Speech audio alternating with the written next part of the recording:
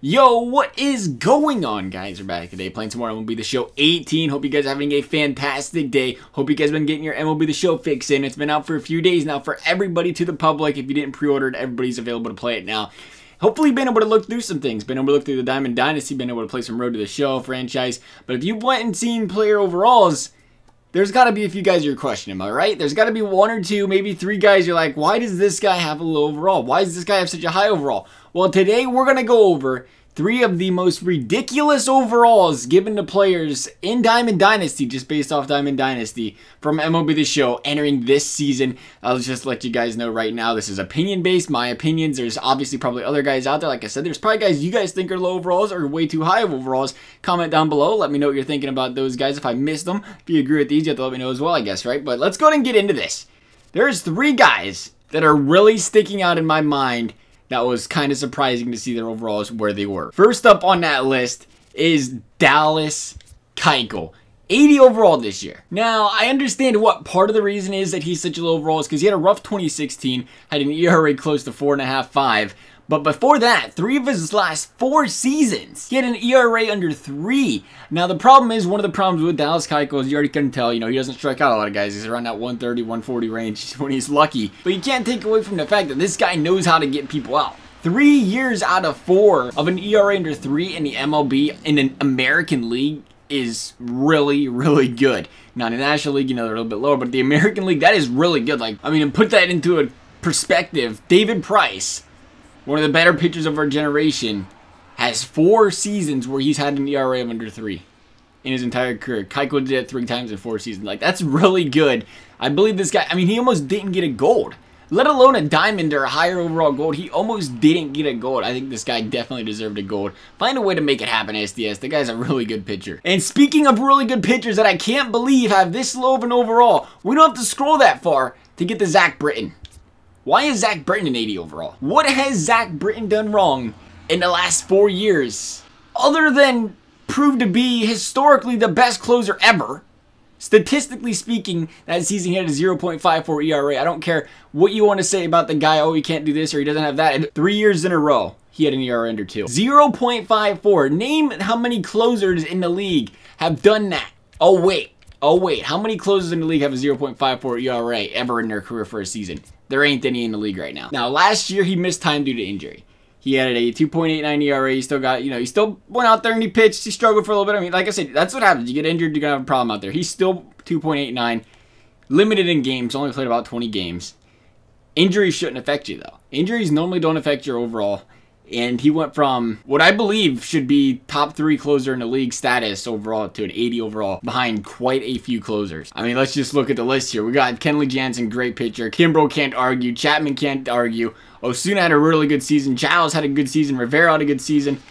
But once you get past Chapman, do you really think that Brad Hand, Knebel, Doolittle, Davis, Rivera, Giles, I mean, yeah, they're great pitchers. They're very talented. But Zach Britton still, regardless of what kind of stuff they have, what kind of speed, what kind of nasty pitches they have, Zach Britton's the only pitcher out there to do what he's done in the last 4 seasons. Now, you look at these guys. Now, Britton is averaging over a strikeout per 9 innings, but you got the guys like Kimbrel, like Jansen, like Chapman that are striking out nearly 2 an inning. Like, I understand that's part of their overall bump, but sometimes I just don't see it. I don't know if I see the gap of Jansen between Kimbrel. I mean, you look at Kimbrel, the guy, or you look at Jansen, and the guy has literally been lights out every single season he's been in the league. Like, he's been, you know, I think 2.87, whatever. Something around there was his worst ERA.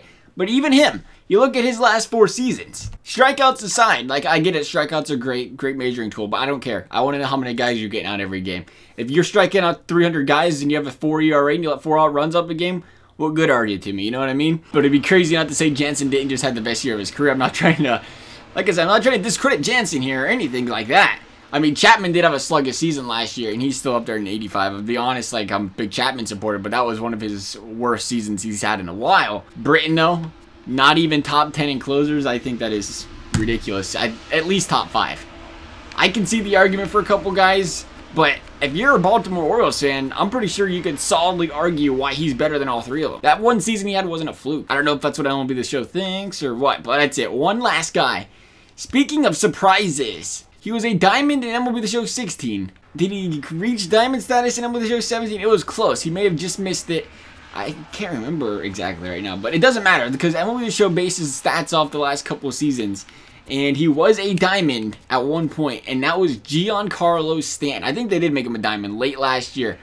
And they gave this guy an 85 overall diamond. Barely a diamond. They barely gave him a diamond. Now, what blows my mind the most about this is he was a 94 overall diamond in a previous MLB The Show. And last year was his best year of his career by 1.5 miles. He hit 60 home runs. 288 was the best average he's ever had. The guy's, I mean, granted, he's always had injury problems. You can say, well, if he wasn't injured this season, he would have cranked that many then too. It doesn't matter. This is the first time he's ever done it in a full year and just completely obliterated every single baseball he touched. And they gave him an 85. He's got the history of being a diamond. He's got the history of stats to back it up. And the fact that they only gave him an 85 overall coming off an MVP season may be one of the most ridiculously low overalls I've seen for a player doing what he just did. One of the things people might not consider too, I mean, he does it in a big ballpark.